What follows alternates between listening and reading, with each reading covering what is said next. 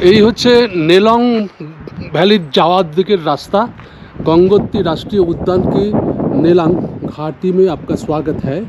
ওখান থেকে ৬২-র যে চীন ইন্ডিয়া চায়না যে ওয়ার হয়েছিল সেই সময় ওখানকার যত বসবাসকারী তাদেরকে ওখান থেকে নামিয়ে এনে বাগড়ি ভিলেজে রাখা হয়েছে।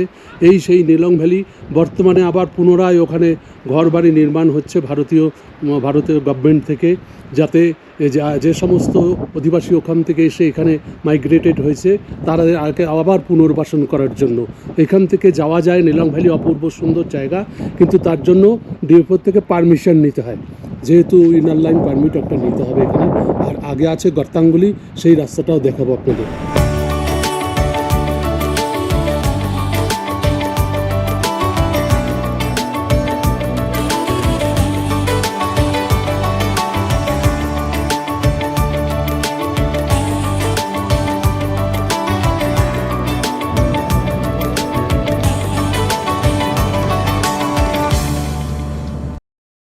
এই সেই সুন্দর প্রাকৃতিক পরিবেশে অবস্থিত শান্ত নিরিবিলি একটি গ্রাম ছিল ধারালি গ্রাম। এই ধারালি গ্রামটা 2025 সালের 5ই সেপ্টেম্বরে যে হাদসা হয়েছে, অর্থাৎ অল্প ক্লাউড বাস্ট, অর্থাৎ অল্প সময়ের মধ্যে অধিক বৃষ্টিপাত হওয়ার ফলে পাহাড়টাকে পুরো ধসিয়ে এনে এই গ্রামটাকে সম্পূর্ণরূপে নিশ্চিহ্ন করে দিয়েছে। দেখুন, কিচ্ছু অস্তিত্ব নেই, চারিদিকে খালি ধ্বংস আর ধ্বংস, বোল্ডারের স্তূপ, এই কাদা মাটি স্তূপ এই রাস্তা ক্রস করে দিয়ে ভাগীরথী নদীর গতিপথকে পর্যন্ত চেঞ্জ করে দিয়েছে। এইখানটায় এক মন্দির ছিল, আশ্চর্য সেই মন্দিরের নাম কল্পকেদার। কল্পকেদার এমনি সমতল থেকে একটুখানি নিচের দিকে ছিল। সেই মন্দির আগেও একবার ঢাকা পড়ে গেছিল, তারপর খুঁজে সেই মন্দিরকে আবার পাওয়া গেছিল। এবারের এই হাদসাতেও সেই মন্দির আবার পুনরায় ঢাকা পড়ে গেছে। লোকে অ্যাজামশন করছে ওইখানেই সেই কল্পকেদার মন্দির ছিল, তাই ওখানে একটা ঝান্ডা পুঁতে রেখেছে। ওইখানে আবার ঘুরে কবে আবার পাওয়া যাবে আমাদের কল্পকেদার মন্দিরকে জানি না। উপরে দেখা যাচ্ছে বাগড়ি ভিলেজ, মুকা ভিলেজ, ওই গঙ্গা মায়ের মন্দির মুকা ভিলেজে আমরা ওখানে যাব। তার মানে এই যে ধারালি ভিলেজটা ছিল, এই ভিলেজটা থেকে এই দিকের সৌন্দর্য যেমন দেখা যেত, তেমনি উপরে দূরে বরফের পাহাড় শ্রেণীও দেখা যেত। কত সুন্দর জায়গা ছিল। পুরো নদীর গতিপথ চেঞ্জ হয়ে গেছে। এইখানে একটা হেলিপ্যাড ছিল, সে সব বয়ে গেছে, মানে ভাসিয়ে নিয়ে গেছে। वो जो जल का अंदर में वहाँ पर एक হার্সিলের কাছে এটা। সেপ্টেম্বর 5ই সেপ্টেম্বরের পরে যে দ্বিতীয়বার আবার এখানটায় যে ক্লাউডবাস্ট হয়েছিল, অর্থাৎ অতিরিক্ত বৃষ্টি হয়েছিল, সেখানে ভারতীয় যে ডিফেন্সের এইখানটায় যে আস্তানা রয়েছে, সেনাবাহিনীর সমস্ত ক্যাম্পগুলো ভাসিয়ে নিয়ে গেছে। এই আমরা হার্সিলের দিকে এখন ঢুকছি, আস্তে আস্তে চাল। এই যে এইখানটায় আর্মিদের ক্যাম্প ছিল, সেগুলো আর কোনো অস্তিত্ব নেই, সেগুলো সব ভেঙে তছনছ হয়ে গেছে। দেখুন, হার্সিল ভ্যালি যা সুন্দর ছিল সে সৌন্দর্য এখন আর, প্রবেশের মুখের যে পথ ছিল সেগুলো আর কিচ্ছু অবশিষ্ট নেই, এখন সব ধ্বংসস্তূপ চারিদিকে। গঙ্গা মাতা মন্দির। আমরা এখন মুকওয়া গ্রামে এসে গেছি। গাড়ি এই পর্যন্তই আসে, এইখানটায় গাড়ি পার্কিং করে এই রাস্তাটা একটুখানি আপনার হেঁটে উঠতে হবে। উঠলেই গঙ্গা মায়ের শীতকালীন আবাসস্থল পাওয়া যাবে। রাস্তার দুপাশে দেখুন আপেল গাছে ভরে আছে, আপেল গাছ। দেখুন রাস্তার সৌন্দর্য, এদিকে আপেল গাছ, ওদিকে বরফের পাহাড়, এদিকে বরফের পাহাড়, চারিদিকে বরফের পাহাড় ঢাকা।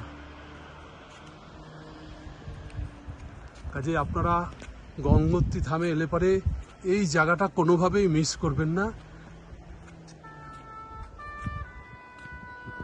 গঙ্গা মায়ের মন্দির, এইটা হচ্ছে মায়ের শীতকালীন আবাসস্থল। এইখানটায় এসে আর কদিন বাদে কালী পুজোর পরে যখন গঙ্গোত্রী ধামের মন্দির বন্ধ হয়ে যাবে, তখন এইখানে এসে মাকে রাখা হবে, ডলিতে করে এনে এখানে রাখা হয়। আর দেখুন সেই কত প্রাচীন বাড়ি, সমস্ত কাঠ আর ওই পাথর দিয়ে তৈরি, সঙ্গে মাটির লেপন দিয়ে আছে, বহু বছরের এগুলোই বাড়িগুলো। ওই দেখুন মুকওয়া গ্রামের এইটাই একটা বৈশিষ্ট্য, এই বাড়িগুলো প্রচুর পুরনো, দেখার মতন। আর চারিদিকের বিউটিফুল, দেখুন কত সুন্দর প্রাকৃতিক সৌন্দর্য, খালি দেখুন চারিদিকে। ওদিকে ভাগীরথী 1 2 3 সমস্ত পিকগুলো দাঁড়িয়ে আছে, নামে বেনামি, নাম জানি না সবগুলোর, কিন্তু এখান থেকে খুব সুন্দর দর্শন হয়, তাই আপনাদের একটু দেখিয়ে নিলাম। पीक है, ये सामने जो चंद्रा पीक अर्धचंद्र दिख रहा है, ये चंद्रा पीक है। और इससे ठीक सामने जो है ये श्रीकंठ है। यहाँ से क्षीर गंगा बहती है, जो सामने आ रही है, ये क्षीर गंगा कहते हैं इसको, और इसको कहते हैं यहाँ से श्रीकंठ, और पीछे से इसको कहते हैं नीलकंठ। और ये सामने बद्रीनाथ से, हाँ, बद्रीनाथ से। और ये जो है ये हिमवान पर्वत है। जब यहाँ पे बादल इकट्ठा होता है तो सारे इधर से बर्फ पड़ना शुरू हो जाता अच्छा। है। ये और ये वाला जो दिखाई दे रहा है हाँ, यही हिमवान पर्वत, हिमवान। हिमवान पर्वत। और इससे आगे फिर हर्षिल होता है हमारा, हर्षिल हो गया। उधर से वो जो हिमालय दिख रहा, वहाँ बंदरपूछ बोलते हैं, ये बंदरपूछ है उधर। अच्छा, और बंदरपुर जो कंडरा बुग्याल से उसका बेस कैंप होता है। बिल्कुल बिल्कुल वही है। अच्छा।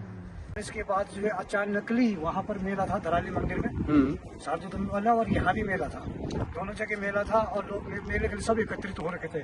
अचानकली वो बाढ़ आई बहुत भयंकर ढंग से, उछलती हुई बहुत आवाज आई, और तब सीटियाँ मरी, तब जाके कुछ लोग जो है बच गए, पर फिर भी 100-200 लोग जो है खत्म हो गए। 200 लोग जो है कम से कम, कुछ लोग बाहर के थे, नेपाली ज्यादा थे, है नहीं, और बिहार के ज्यादा थे काम करने वाले लोग, सारे और धराली गाँव के 7 लोग मरे थे। अच्छा। 7 लोग तो खत्म हो गए। और एक बाहर से एक संत था बेचारा, वहाँ पर रहता था, वो भी समाप्त हो गया। सुभद्रा माता की कुटिया पे ना, ये तो सारा कल केदारेश्वर महादेव ये सब खत्म हो गया। আপনারা শুনলেন এই ঘটনাটা, এই কিভাবে লোকে বেঁচেছিল। हाँ हाँ, এই হচ্ছে সোমেশ্বর মহাদেবতা, যেদিন মেলা লেগেছিল এর জন্যই। कंधे पे रख के जो है ना मन की बात को बोलता है। আচ্ছা, नरसिंह নরসিংহ দেবতাকে মন্দির। देवता है। বাহ, এখানে যেমন মন্দির আছে তেমনি একটা মনাস্ট্রিও রয়েছে, বুদ্ধিস্ট মনাস্ট্রি। এই যে বুদ্ধ মন্দির, এই গ্রামের লোকেরা সব দেবতাকেই মানে, আমাদের হিন্দু আছে, বৌদ্ধও আছে। যাই ভেতরে দেখি। এই হচ্ছে বুদ্ধিস্ট মনাস্ট্রি, ভেতরটা সুন্দর সাজানো গোছানো। ওই হচ্ছে মনাস্ট্রি।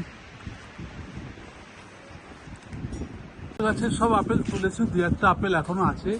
এইখানে প্রতি ঘরে ঘরেই এরকম ভেড়ার লোম দিয়ে এরকম উল তৈরি করে মেয়েরা এরকম বানায় এবং বিক্রি করে। এই ঠান্ডা আসছে, এরপর এই বাগড়ি ভিলেজে বরফে ঢেকে যাবে, তখন এইখানকার সমস্ত অধিবাসী চলে যাবে উত্তরকাশী থেকে আরো কিছুটা এগিয়ে ডুন্ডা নামক গ্রামে চলে যাবে। এই হচ্ছে বাগড়ি ভিলেজের সব থেকে ভালো হোমস্টে, নীলং হোমস্টে। এই হচ্ছে এখানকার কন্ট্যাক্ট নাম্বার।